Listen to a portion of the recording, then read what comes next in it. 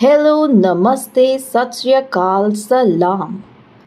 तो आज हम बात करेंगे भारत सरकार ने जो बहुत अच्छा फैसला लिया है, 25 ओटीटी ऐप्स को बैन कर दिया है क्योंकि ये ऐप्स बहुत ही गंदा, अश्लील और भारत विरोधी कंटेंट परोसती थी। इन ऐप्स के अगेंस्ट पब्लिक कब से कंप्लेन कर रही है, बार-बार बोल रही है कि भारतवर्ष में जब पोर्न बैन्ड है, तो फिर इन ऐप्स के ज़रिए ये गंदा, अश्लील कंटेंट दर्शकों तक कैसे पहुँचाया जा रहा है। इस मुहिम में सबसे बड़ा रोल प्ले किया है संजीव संस्कृत जी ने और स्वाति गोयल शर्मा जी ने, जो कि ट्विटर पर जेम्स ऑफ बॉलीवुड नामक एक पेज चलाते हैं। ये पेज वैसे तो बॉलीवुड का प्रोपेगेंडा एक्सपोज करता है, बॉलीवुड की गंदगी एक्सपोज करता है, लेकिन इनको भी काफ़ी लोगों ने, पब्लिक ने टैग किया, उन तक वीडियोस पहुंचाए कि देखिए ज़रा ये सारी जो ऐप्स उग कर आई हैं इतनी सारी, और ये गंदा कंटेंट बनाती हैं और परोसती हैं, इनको इंडिया में प्लीज़ बैन करवाइए। जेम्स ऑफ बॉलीवुड ने बार बार ये वीडियोस गंदे पोस्ट किए और अथॉरिटीज़ को टैग किया, उन तक ये कंटेंट पहुंचाया कि देखिए कैसे ओटीटी ऐप्स पर इतनी गंदगी परोसी जा रही है। और फाइनली गवर्नमेंट ने इसका संज्ञान लिया और इस पर एक्शन लेते हुए 25 ओटीटी ऐप्स को बैन कर दिया। इन सारी ऐप्स पर कोई भी एज रिस्ट्रिक्शन नहीं होता है, सिर्फ एक पेज आता है रजिस्ट्रेशन के टाइम पर जहां पर पूछा जाता है कि क्या आप 18 साल से ऊपर हैं, और कोई भी बच्चा वहां पर क्लिक करके झूठ भी बोल सकता है कि हाँ मैं 18 साल से ऊपर का हूं, और उसे ऐप की एक्सेस मिल जाती है। ये ऐप्स बिल्कुल भी चेक नहीं करती कि इनका जो यूजर है वो 18 साल से ऊपर का है या नहीं है।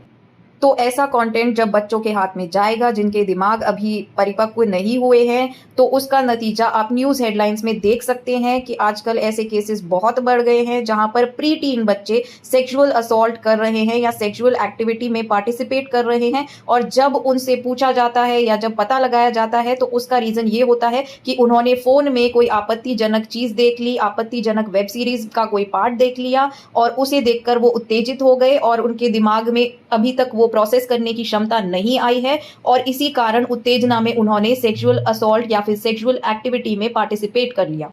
दूसरी तरफ वयस्क लोग भी इन वेब सीरीज के बुरे असर से बचे हुए नहीं हैं, क्योंकि इन वेब सीरीज में यही दिखाया जाता है कि परिवार के भीतर अनैतिक संबंध बन रहे हैं, भाभी देवर के साथ संबंध बना रही है, बुआ भतीजे के साथ संबंध बना रही है, और आजकल हमारी न्यूज हेडलाइंस में भी यही दिखाई दे रहा है कि सास दामाद के साथ भाग गई, चाचा भतीजी के साथ भाग गया है। कोई शर्म लिहाज बची नहीं है, परिवार की कोई परवाह ही नहीं कर रहा है, समाज की कोई परवाह नहीं कर रहा है, सब बस अनैतिक शारीरिक संबंधों में ही लिप्त हैं, और उसके कारण बहुत सारे जो अपराध हैं, मर्डर्स हैं, वो भी हो रहे हैं।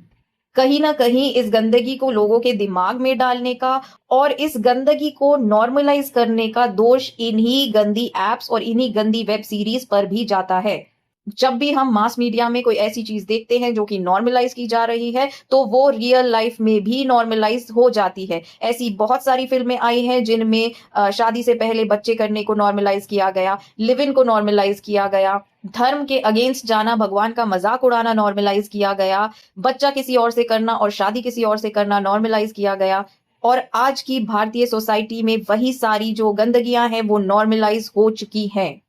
तो आज जब हम कहीं न्यूज में पढ़ते हैं कि परिजन कोई किसी के साथ भाग गया, भाभी देवर भाग गए, चाची भतीजा भाग गए, तो उसके पीछे इन गंदी वेब सीरीज का भी थोड़े परसेंट तो हाथ है ही। इन ऐप्स पर जितनी वेब सीरीज बनती हैं उनके जो एक्टर्स होते हैं वो यूजुअली सेक्स वर्कर्स ही होते हैं, क्योंकि कोई अच्छा एक्टर तो इनमें काम करना नहीं चाहेगा। और ये वेब सीरीज जो हैं वो यूजुअली पड़ोसी देशों में या फिर जो बहुत ही गरीब तबके के लोग होते हैं जिनको एक्सप्लॉइट करना बहुत ईजी होता है, वहां पर ये बनाई जाती हैं।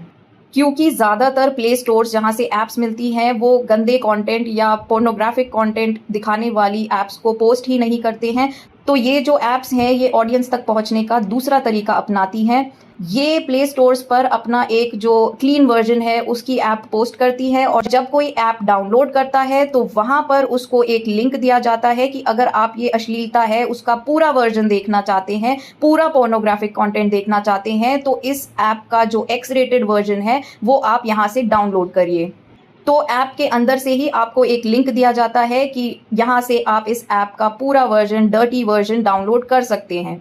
और जाहिर सी बात है कि इन ऐप्स पर किसी अच्छे प्रोडक्ट की एडवर्टाइजिंग तो होगी नहीं, तो इन ऐप्स पर जो एडवर्टाइजिंग होती है वो भी गंदी वेबसाइट्स की होती है जो आपको इलीगल कंटेंट दिखाती हैं।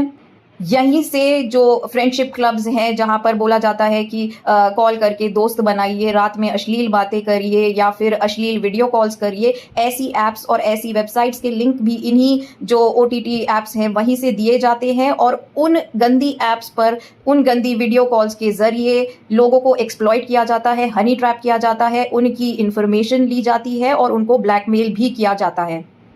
और इन ऐप्स पर इल्लीगल सट्टेबाजी की जो वेबसाइट्स हैं और ऐप्स हैं उनके लिंक्स भी दिए जाते हैं। तो इन्हीं काले धंधों और गंदी एडवर्टाइजिंग के ज़रिए ये ऐप्स पैसे कमाती हैं। ये तो हो गई छोटी मोटी ऐप्स की बातें जो कि एक साइड इंडस्ट्री बन गई है, कोई भी डाल देता है और गंदे कंटेंट बनाकर परोस देता है। लेकिन अब हम बात करेंगे ऑल्ट बालाजी की, जो कि एकता कपूर की कंपनी है। अब एकता कपूर का दोहरा चरित्र तो सभी जानते हैं कि ये अपने सीरियल्स में तो घूंघट में बहुएं दिखाती हैं, महिलाएं घूंघट में होती हैं, ट्रेडिशंस की बातें करती हैं और इनके जो सीरियल्स होते हैं वो बहुत ज़्यादा कंजर्वेटिव होते हैं। लेकिन जब एकता कपूर वेब सीरीज बनाती हैं या फिल्में बनाती हैं तो वो हमेशा बहुत ज़्यादा बोल्ड होती हैं, उनमें अश्लील कंटेंट होता है और बहुत ही ज़्यादा गंदा कंटेंट होता है। बड़े टीवी कलाकारों को लेकर एकता कपूर वेब सीरीज बनाती हैं जो कि अर्बन ऑडियंस को केटर करती है, लेकिन ये वेब सीरीज सिर्फ 1 या 2 होती हैं ऑल्ट बालाजी पर और 90% इनका जो कंटेंट होता है वो वही गंदी अश्लील वेब सीरीज जिसमें हर तरीके की गंदगी परोसी जाती है। इन गंदी वेब सीरीज को बनाने के पीछे भी और मॉडल्स जो होते हैं उनको एक्सप्लॉइट किया जाता है और वहां पर उन्हें गंदी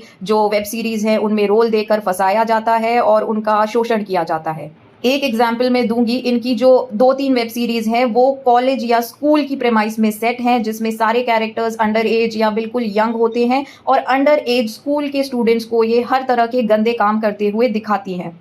इनकी उस वेब सीरीज में जो बच्चे हैं, स्कूल गोइंग बच्चे हैं, वहां पर वो हर तरह की गंदगी कर रहे हैं। स्कूल में टीचर और स्टूडेंट का अफेयर चल रहा है।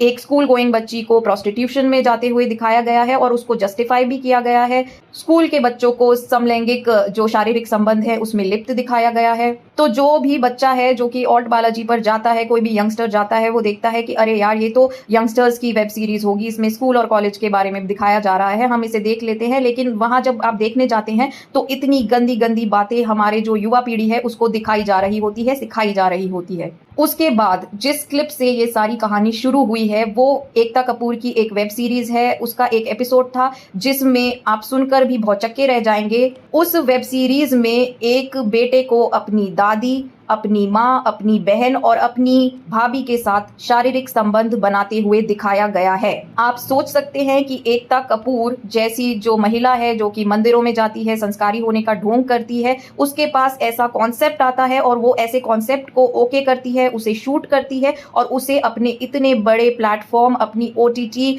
जो ऐप है उस पर डालती है। और ऐसी व्यक्ति को हमारी सरकार ने पद्मश्री दे रखा है। अभी इनके अगेंस्ट एक मुहिम ये भी चल रही है कि इनको अपना पद्मश्री अवार्ड लौटा देना चाहिए। जैसे ही ये ऐप्स बैन होती हैं तो एकता कपूर का एक स्टेटमेंट आता है कि मैं ऑल्ट बालाजी की हेड नहीं हूँ, मैं जून 2021 में ही स्टेप डाउन कर चुकी हूँ और ये जो गंदा कंटेंट है ये सब मेरे स्टेप डाउन करने के बाद आया है, जो कि बिल्कुल ही झूठ है। क्योंकि ये जितनी भी गंदी वेब सीरीज हैं इनके 8-8 सीजन्स आए हुए हैं, 6-6 सीजन्स आए हुए हैं और ये गंदगी तब से चल रही है जब से एकता कपूर ऑल्ट बालाजी की हेड थी। और आज भी ऑल्ट बालाजी की जो पेरेंट कंपनी है बालाजी टेलीफिल्म्स, वहां पर एकता कपूर मैनेजिंग डायरेक्टर भी हैं और क्रिएटिव डायरेक्टर भी हैं। तो ऑल्ट बालाजी में जो गंदा कंटेंट चल रहा है उसकी जिम्मेदार एकता कपूर पूरी हैं।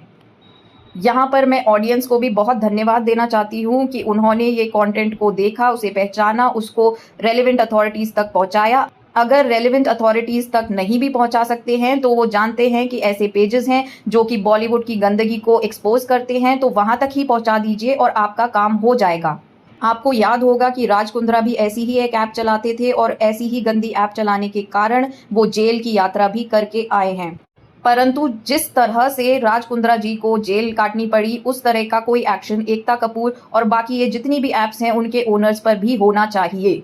और एकता कपूर को अपना जो अवार्ड है वो भी लौटा देना चाहिए। हमारी गवर्नमेंट के इस अच्छे कदम के बारे में आपके क्या विचार हैं वो कमेंट सेक्शन में ज़रूर बताइएगा। मिलते हैं नेक्स्ट वीडियो में। धन्यवाद।